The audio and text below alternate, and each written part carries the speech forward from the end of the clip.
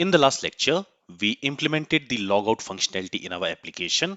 Now in this lecture, we are going to implement auto logout functionality. So we have learned that when a user is logged in, for that logged in user, we are going to get an access token. And that access token of that user will be used for authenticating the user in the Firebase. Now, the access token will expire after 3600 seconds because that is the default expiration time for the access token which is provided by Firebase. So let's say if I log in at 1 p.m. on 2 p.m. the access token which I received during that login that will expire. And once the access token has expired, that means that access token cannot be used for authenticating the user on the Firebase. Or if you are using any other backend solution, then if the access token expires, that access token cannot be used for authentication in that particular backend solution. So what we want is after the token has expired, we automatically want to log out the user. For that, let's go to VS Code and let's go to authService.ts. So when we are logging in the user, what we are doing is we are saving that user data in the local storage. Right. With that, what we also want to do is after the access token has expired, we want to set the user state to null and we want to delete the saved logged in user data from the local storage. So for that, let me create another function. So here I'm going to create a function and I'm going to call it as auto logout or maybe auto logout user. Okay. And this auto logout user, it is going to receive the user object which we want to log out and its type is going to be user. In here, what we are going to do is we are going to calculate the time interval after which the token will expire. So let me go and let me create a variable. Let me call it as interval. Okay. And to get the time interval when the token is going to expire, what we are going to do is from the current date and time stamp. So again, on this date, I'm going to use this now method. And from there, I'm going to subtract the user dot expires at because this expires at it is also storing a timestamp for the date and time when the token is going to expire. Right. Now I am going to create a timer. So for that, I'm going to use set timeout. Okay, to this set timeout, first we need to pass a callback function which will be executed after a given time interval.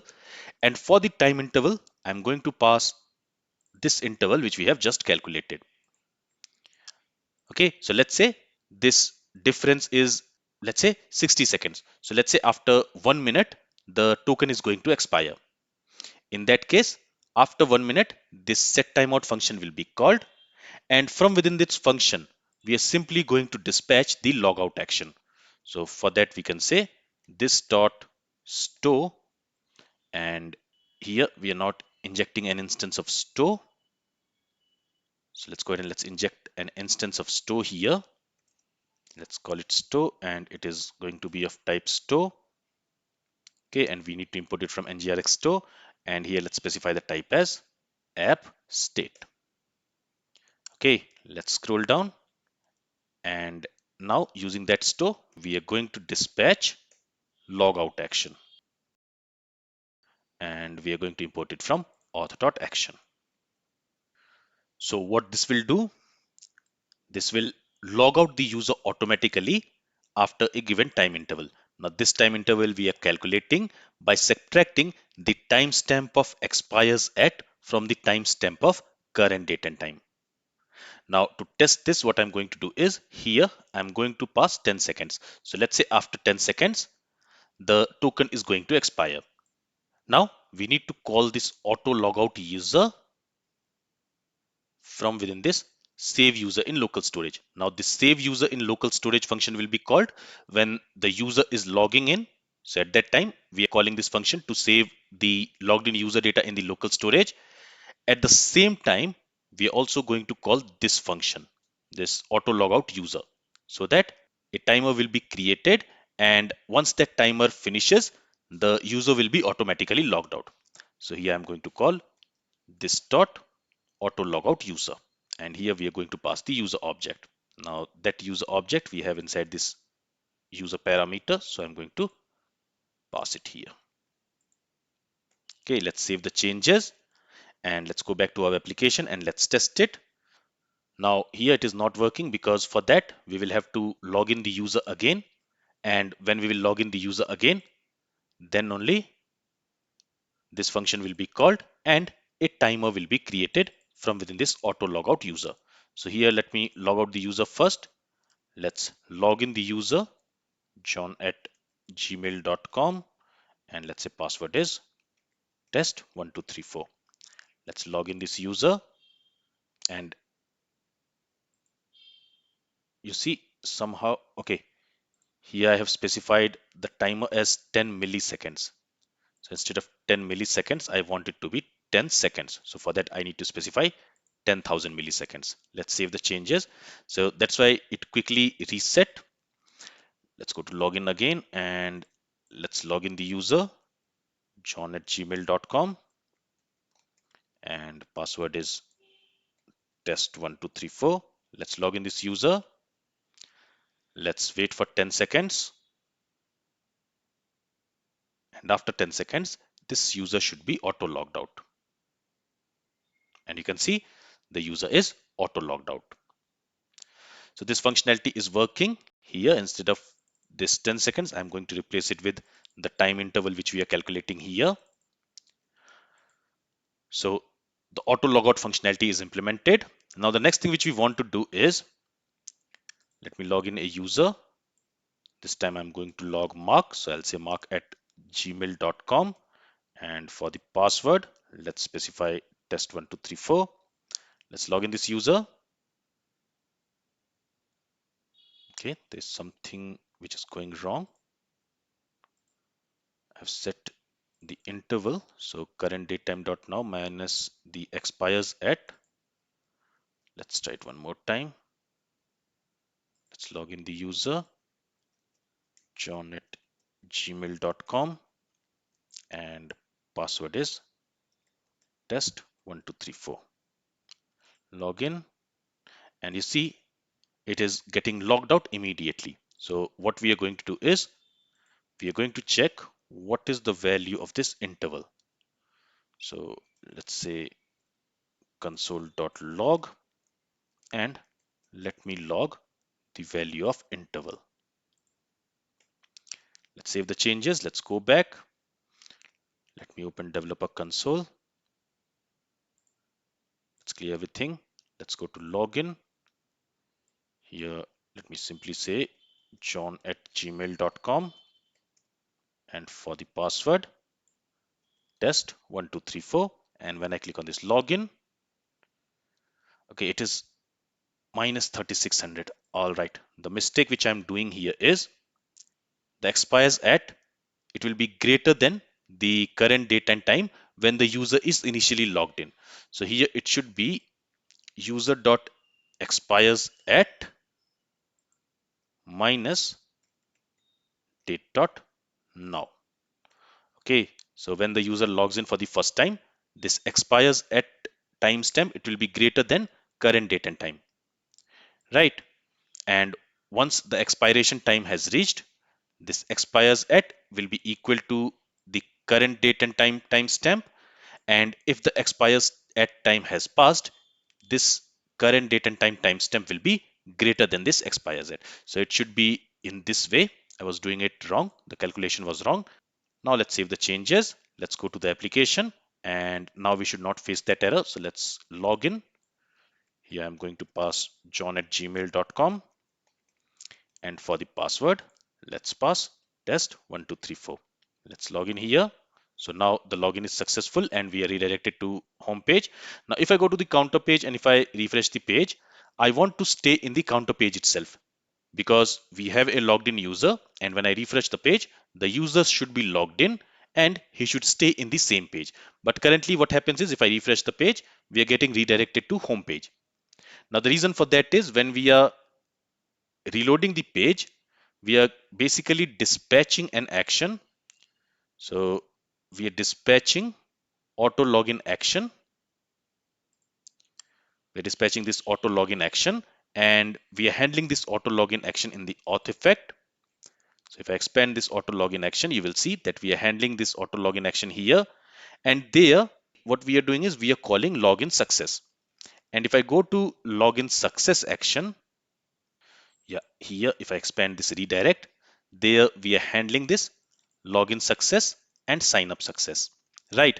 So when we are handling this login success using this effect, there we are redirecting the user to the home page. So when the page gets reload and when this login success is getting called, we are redirecting the user to the home page. And that's why even if I'm in the counter page or in the courses page, if I reload, login success action is dispatched. It will be handled by this effect and it is going to redirect us to the home page. So for this, what we are going to do is let's go to authAction.ts, and there we have this login success. There with the user payload, I'm also going to pass another property called redirect, and this is going to be a Boolean value. Now remember that we are not going to use this redirect property of this payload in order to change the state. We are simply going to use it to check whether we want to redirect the user to the home page or not. Okay, so here let me save the changes. Now what we are going to do is let's go to auth effects. Okay, so here when we are logging in the user, at that time when this login success is dispatched, I'm also going to specify the redirect property and I'm going to set it to true. In the same way, for the sign up effect also, when we are dispatching login success, the sign up success, at that time also we are redirecting the user to the home page. So here also we are going to set the redirect property. So let's go to auth action, and here we have sign up success. There also in the payload, I'm going to specify another property called redirect, which is going to be of type Boolean. Let's save the changes here, and here let's specify redirect to true. And now in the redirect effect, so here in the redirect effect, before navigating the user to the home page, first we will check if the redirect is true. So in this section, we are going to receive the payload. So here I can say action dot redirect. If it is true, then only we want to redirect the user to the home page. But in the auto login action, there when we are passing the payload to the login success action, there we are going to set redirect to false, because when we are auto login, when we are reloading the page. So at that time, we don't want to redirect the user to home page. With this, let's save the changes. Let's go to our application. And now if I go to counter page and if I reload the page, we are still staying in the counter page. If I go to courses page and if I reload the page, we are staying in the courses page. So this issue is also fixed. Now there is one more thing which I have missed, and that is, let's say, so if I go to AuthService, there what we are doing is when the user is logging in, we are saving the user data in the local storage, and we are also setting a timer, and using this timer, after the access token expires, we are automatically logging out the user. Right. Now what we also need to do is, let's say the user logged in, and let's say after 5 minutes, he clicks on the logout button. So at that time, we want to cancel that timer, right? Because the user has already logged out, so there is no need to call that timer. So for that, what we are going to do is, let me retract these methods, and here I'm going to create a property. I'm going to call it as timer. Let's specify its type as any, and what we are going to do is, here where we are creating that timer, I'll say this dot timer equals the timer which we are creating using the set timeout. And now in the logout, we are going to check if this dot timer. So if the timer is present, in that case, we want to clear the timer. So here I'm going to use clearTimeout function, and to that we are going to pass the timer ID. So that timer ID we will have in this timer property. Okay, and we are also going to set this dot timer equals null. So once we have cleared the timer, we are going to set this timer property to null, because this timer property, it is going to store the ID of the timer which we are creating here. So once that timer is cleared, we no more want to store the ID in that timer, so we are setting it to null. And with this, we have implemented all the authentication related functionality in our application. So in this section, we implemented the login and sign up functionality. And while implementing these functionalities, we learned how to use NgRx effects and when to use NgRx effects. Now, so far, we have already seen how to use NgRx effect for login and sign up. But now what we are going to do is we are also going to see how to use NgRx effect while performing CRUD operation in a backend database. So here, when we implemented the CRUD operation for these courses, there we were working with in-memory data. We were not saving the data in the database or in any kind of storage. We were saving the data in memory. But now from the next section, we are going to create new courses and we are going to save the course data in a database. And when we want to fetch those courses, we are going to fetch it from the database. So basically, again, we are going to implement the CRUD operation for the courses in our next section. But there, instead of working with in-memory data, we are going to work with a database. And there, we will also learn how to use NgRx effect for performing CRUD operations. This is all from this lecture and from this section. If you have any questions from this lecture or from this section, then feel free to ask it. Thank you for listening and have a great day.